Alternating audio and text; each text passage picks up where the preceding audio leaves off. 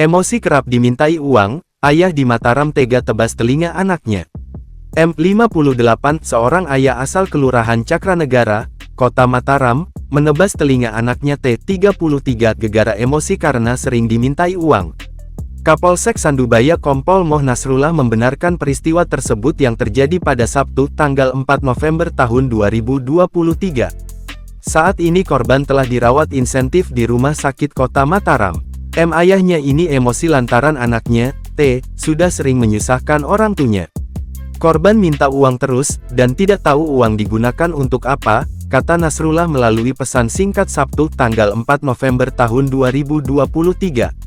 Disampaikan Nasrullah, lantaran kesal, emosi dan melakukan penganiayaan kepada korban dengan melayangkan parang di telinga anaknya. Dengan sengaja mengayunkan sebilah parang dan mengenai telinga kiri korban yang juga anak kandungnya sendiri, kata Nasrullah. Mengetahui kehilafannya, saat itu langsung mengamankan diri ke Mapolsek Sandubaya.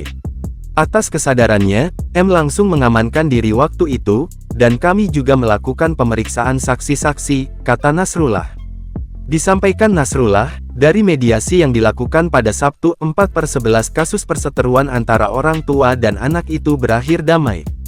Ada kesepakatan untuk tidak melanjutkan ke meja hijau. Dari hasil mediasi korban sepakat tidak melanjutkan proses hukum dan pelaku yang juga ayah kandungnya menyadari kehilafan yang dilakukan dan berjanji untuk tidak melakukannya kembali, kata Nasrullah.